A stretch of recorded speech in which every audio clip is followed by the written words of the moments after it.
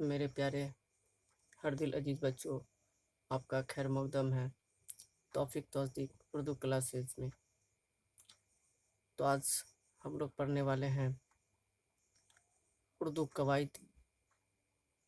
उर्दू कवायद में सबसे पहले हमें जानना ज़रूरी होता है ज़बान। ज़बान माने लैंग्वेज, लैंग्वेज माने भाषा। तो चलिए, ज़बान क्या होता है? ज़बान मतलब भाषा। ज़बान कहते हैं, ज़बान वह वसीला जिसके जरिया हम अपने ख्यालात दूसरों के सामने जाहिर करते हैं और दूसरों के ख्यालात को समझते हैं, उसे ज़बान कहते हैं। मतलब वह वसीला, वसीला का मतलब साधन, जरिया मतलब माध्यम। वह वसीला जिसके जरिया हम अपने ख्यालात को दूसरों के सामने जाहिर करते हैं और दूसरों के ख्यालात को समझते हैं, उसे ज़बान कहते हैं। ज़बान के दो शक्लें होती है। जिस तरह से भाषा के दो रूप होते हैं, लिखित और मौखिक, उसी तरह उर्दू में भी ज़बान की दो शक्लें होती हैं, ज़बानी ज़बान और तहरीरी ज़बान। देखिए, ज़बान की दो शक्लें हैं, ज़बानी ज़बान और दूसरा तहरीरी ज़बान। तो फर्स्ट में क्या लिखे हैं? ज़बानी ज़बान। ज़बानी ज़बान किसे कहते हैं? वह ज़बान जिसे हम बोलकर इजहार करते हैं, है ना। वह ज़बान जिसे हम बोलकर इजहार करते हैं, उसे ज़बानी ज़बान कहते हैं। जैसे तकरीर, है ना, हम भाषण देते हैं तो मुंह से बोलते हैं। जैसे हम पढ़ा रहे हैं, वो क्या है? वो मौखिक भाषा, मतलब कौन सी भाषा है? ज़बानी ज़बान। उसी तरह नेक्स्ट देखिए, क्या है? तहरीरी ज़बान। तहरीरी ज़बान क्या है? वह ज़बान जिसे हम लिखकर इजहार करते हैं, उसे तहरीरी ज़बान कहते हैं। जैसे खत, मतलब वह ज़बान जिसे हम लिखकर इजहार करते हैं, उसे हम लोग तहरीरी ज़बान कहते हैं। जैसे खत, एसएमएस, ये सब क्या करते हैं? हम लिखकर अपनी ख्यालात को बताते हैं। ख्यालात का मतलब विचार को बताते हैं। तो ये था ज़बान। ठीक है, तो ये ज़बान, सबसे पहले ये तो समझे कि ज़बान क्या है। तो ज़बान समझ गए कि वह वसीला जिसके जरिया हम अपने ख्यालात को दूसरों के सामने इजहार करते हैं और दूसरों के ख्यालात को समझते हैं, तो उसे ज़बान कहते हैं। ज़बान की दो शक्लें हैं, ज़बानी ज़बान और तहरीरी ज़बान। ज़बानी ज़बान वह ज़बान जिसे हम बोलकर इजहार करते हैं, उसे ज़बानी ज़बान कहते हैं, और जिसे लिखकर इजहार करते हैं, उसे तहरीरी ज़बान कहते हैं। जैसे देखिए लिखा हुआ है, आप इसको स्क्रीनशॉट ले सकते हैं।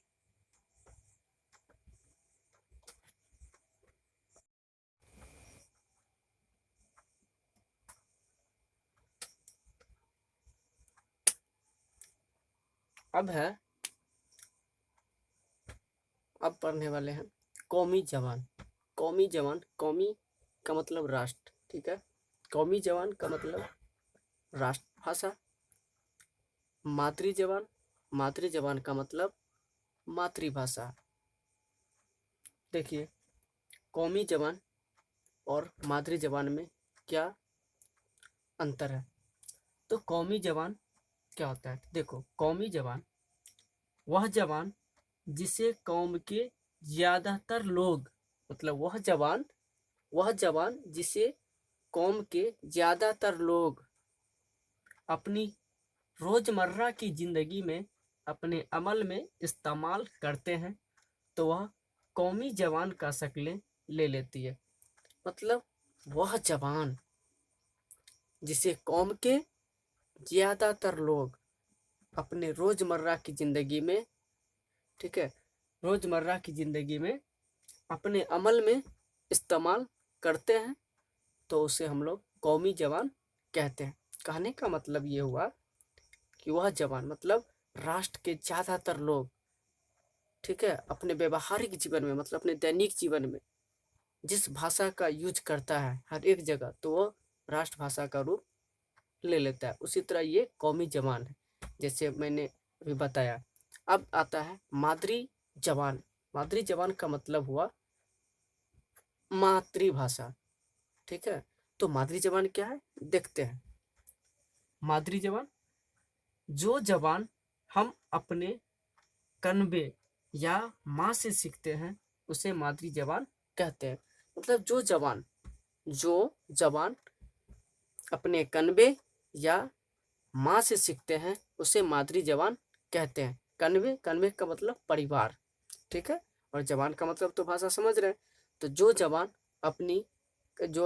अपने कन्वे और माँ से सीखते हैं उसे हम लोग मादरी जबान कहते हैं। मतलब अपनी माँ से या अपने परिवार की किसी भी फैमिली मेम्बर से जो जबान या जो भाषा हम सीखते हैं वो हमारी मादरी जबान या फिर मातृभाषा कहलाता है। अब आता है एक बोली। एक बोली होता है, वो बोली क्या है? तो बोली होता है, देखो, जबान की इलाकाई शक्ल को बोली कहते हैं। मतलब जबान की इलाकाई शक्ल को, मतलब भाषा के क्षेत्रीय रूप को, ठीक है, जबान के इलाकाई रूप को हम लोग बोली बोलते हैं। क्या बोलते हैं? बोली। तो जबान की इलाकाई शक्ल को बोली कहते हैं। मतलब भाषा के क्षेत्रीय रूप को क्या कहते हैं? बोली। जैसे मैथिली, भोजपुरी, मतलब जो अलग अलग क्षेत्र में, मतलब अलग अलग क्षेत्र के हिसाब से वो बोला जाता है। विशेष क्षेत्र में ही वो जबान बोला जाता है, इसलिए उसको हम लोग बोली कहते हैं। जैसे मैथिली एक अलग मिथिलांचल में बोला जाता है ना, मगधी अलग मगध में बोला जाता है, भोजपुरी मतलब सिर्फ यूपी बिहार में इस तरह बोला जाता है। एक क्षेत्र विशेष है, ठीक है। तो यहाँ पे ये समझ गए कि कौमी जबान क्या होता है। तो कौमी जबान वह जबान होता है जिसे कौम के ज़्यादातर लोग अपने रोज़मर्रा की ज़िंदगी में क्या करते हैं, अमल में इस्तेमाल करते हैं। तो वह कौमी जबान का रूप ले लेती है। कौमी जबान करते नहीं, क्योंकि वहाँ सरकार पे डिपेंड करता है, ठीक है, कि उसे माने या ना माने। अब है मादरी जबान। तो मादरी जबान किसे कहते हैं? तो मादरी जबान वह जबान जो अपने कन्वे या अपनी माँ से सीखते हैं उसे मादरी जबान कहते हैं। बोली जबान के इलाकाई शक्ल को बोली कहते हैं। तो ये था हमारा जबान। कोई भी लैंग्वेज को, कोई भी भाषा को पढ़ने के लिए अब क्या होता है, एक ग्रामर जरूरत होती है। इसी तरह उर्दू में कवायद की ज़रूरत होती है। अब यहाँ से किसी भी भाषा को सही सही बोलने लिखने का तौर तरीका व कायदा जहाँ सिखाया जाता है उसको हम लोग क्या कहते हैं, ग्रामर कहते हैं, कवायद कहते हैं या व्याकरण कहते हैं। उसी तरह उर्दू में जो है वो कवायद होता है। तो फिर यही भाषा जो निकला, यही लैंग्वेज निकला, यही जबान निकला, तो यही जबान था जिसे अब सही सही बोलने का, सही सही लिखने का तरीका जो बताया जाएगा वो होगा कवायद। तो हम लोग नेक्स्ट वीडियो में कवायद के पढ़ेंगे कि कवायद क्या होता है, कवायद के कितने कितने में तकसीम किया गया है, वे सब पढ़ेंगे। खुदा हाफिज़। और आप लोग इसको स्क्रीनशॉट ले लें और इसे सही से याद करें। खुदा हाफिज़।